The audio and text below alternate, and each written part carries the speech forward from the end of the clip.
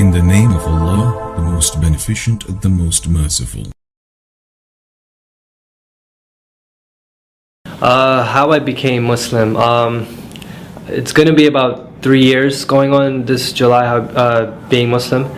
And my journey to Islam was an interesting one because before Islam I used to own a nightclub.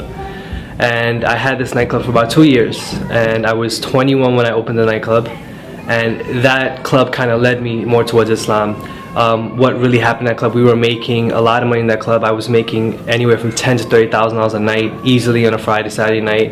And I was very young, making a lot of money at a young age. And the first year of the club, we were doing, very well. Everything was going great, making a lot of money. I was spending a lot of money. I was young, I had money, everything was going great. And coming towards the end of that 1 year, going to the next year, I started going through a lot of issues in the club. A lot of fights, people getting hurt, business was slowing down. Instead of making 10,000, I was making maybe 5,000, 6,000. For a nightclub that holds 500 people, that's not a lot of money, So I was a little worried, and I come from a Hindu family. My father was a Hindu priest, his father was a Hindu priest, I was supposed to be a Hindu priest, and I was a following Hindu. I actually, used to pray to the idols, pray to the statues every day, every morning. I woke up religiously and prayed to these idols, asked for everything to be okay. Hinduism has a lot of different idols, different gods. And when I was going through these problems, the first thing that I wanted to do was go and find out from my family, what should I do? And being a following Hindu family, they advised me to go to the pundit and to do all these different kind of things. One thing come from a Hindu family, these pundits, they do a lot of things that involve magic, but they don't think it's magic. And I kind of got tangled up into that. And when we was going through the issues in the nightclub, he advised me to do certain things. I was getting issues with the police officers. He advised me to do things dealing with mind control for these officers. He advised me to do things to bring people in the door. He told me there was like different kinds of the unseen world, the jinns messing with me from competition clubs. They were doing this kind of magic to me and doing these things to bring me down, to try to get this location from me. And business was basically falling. And then when I started doing this magic and all these different things that they were doing, and at the time I didn't know what it was. I thought this was just part of the religion. Business got better. It got better, everything started improving, everything started going great. I used to get about 30 summonses a week, and with this magic they all get dismissed, with no problems. Everything was just going great.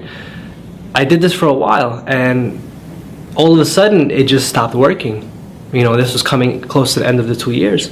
And it just stopped working, and I didn't know why, and I got upset.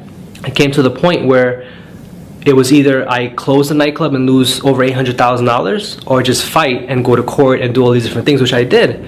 One weekend I spent over $30,000 in lawyers just trying to fight, keep this place open.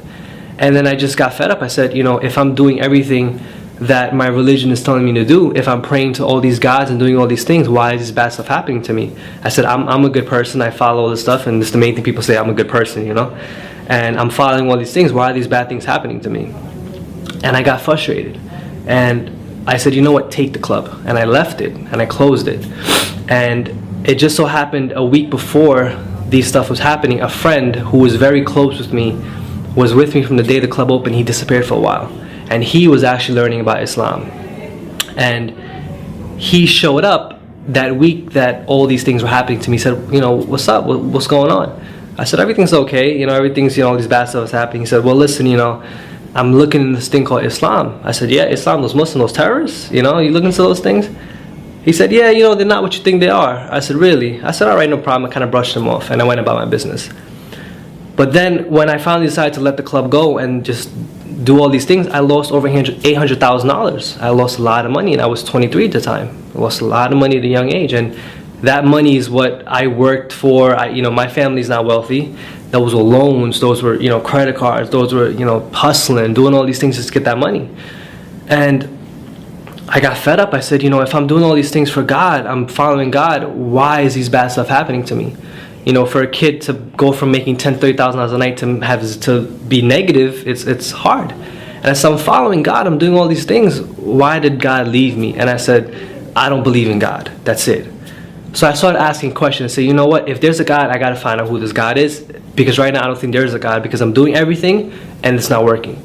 So I started going on this kind of religious quest, if you want to call it. and I started asking a lot of questions. You know, my father had a lot of like Bhagavad Gitas and all these different kinds of books in the house. I started researching them. I looked to Zakir Naik, all these different these da'is and stuff, and I noticed that in Hinduism, even though Hinduism has over 10, 20, 30 whatever gods that they have a god for everything. The scriptures itself, it says God is one, without a shape, without a partner, without anything. These scriptures say this: God has no shape, he has no form, he's a formless supreme being, he has no parents, he has no offsprings. And the Hindu scriptures say that, the Bhagavad Gita, the Upanishads, the Puranas, all scriptures say the exact same thing. But these Hindus, they're following a mythological story. This is what they're doing, and they teach us this, and we grew up with this. This is how I grew up, and I kind of got fed up. I said, okay, if this is not what it is, then what is it? Because I was taught that I'm the greatest of all because I was born a Hindu, and you can't just become a Hindu, you have to be born a Hindu. And I said, okay, if this is not it, let me look at Christianity. I said, Christians are cool, they can eat beef, they can eat pork, they can all this stuff's kind of cool. Because I like to eat. So, I thought it was cool. So I looked into it.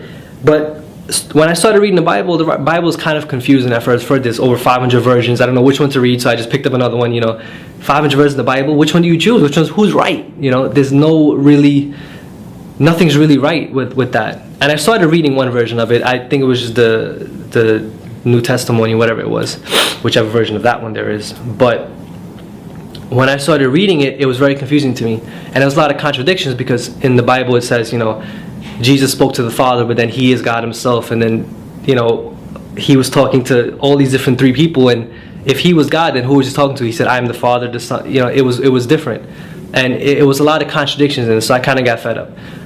So I went back and I spoke to my friend who was looking into Islam. And he said, let's go check out, let's go get a Quran. So I went, I took a drive down to Brooklyn, and I picked up an English translation of the Quran. And if you ever look at the Quran the first time, it's kind of confusing, English translation, because you don't know what's Baqarah, what's Fatiha, what's all these, so you don't know what this is. Like, why am I reading about a cow? What is all this stuff? So I just kind of opened it to some random page. And I don't remember the exact ayah, I have it written down, but what it basically, the ayah said to me was that, it was we who pulled you from the sin in order that you may return to the straight path. If you revert to your sins, we shall revert to your punishment. We shall revert to our punishment. And I don't remember what ayah it was, I think it was Imran, but I'm not sure. But it spoke to me, it says, it is we who have pulled you from the sin in order that you may return to the straight path. If it wasn't for our favor upon you, you would have been in the same fire as them. And these kind of like the context it said. And this is the first thing I ever read in the Quran, and it was just a random page. So I said, wow, what is this? So I started doing research. I started researching the miracles of the Quran, all these different things, and I came across something, called the jinn. And then when I came across what the jinn was, and these unseen creatures, and I figured out what I was doing was wrong. It intrigued me. I said, I didn't know this thing existed, because these pundits were telling you they were unseen beings, and they were, dead people and spirits and all these crazy things. And when I finally learned what it was, I was like, man, that's interesting, and I can't believe I was doing that. And it talked about tying up the knots and all these different things that we were involved with. And I intrigued me, and I kind of decided to start reading more, researching more, and doing all these different things. And one day I just finally decided to take my Shahada. And it's funny, because when I took my Shahada, the day I was going to take my Shahada, for a new Muslim, it's weird, because the moment you're going to take a Shahada, all these doubts come into your mind. I told my father's, he was screaming at me, he was upset, he didn't talk to me. And I was like, should I do this? Like, I'm changing my whole life. What am I going to do? What am I going to do? And it's all these doubts come into your mind. You don't know what you're going to do, if you're doing the right thing. And I said, let me just do it. And I did it, I did it in a different circumstance, in the incorrect circumstance, but I did it. And the time that I did it, it was like it was the best feeling I ever had. It was like the shaitan was coming to me, telling me, don't do it, don't do it. I remember that night, I felt so relaxed, so free. It was like a feeling I can't even explain. And my wife also became Muslim. I was with her before that. She is going to be 2 years Muslim now, this June. And it was funny, from that club, I became Muslim. My wife, she used to work for me at the club, she became Muslim. We had one of the dancers from the club became Muslim, and my friend became Muslim.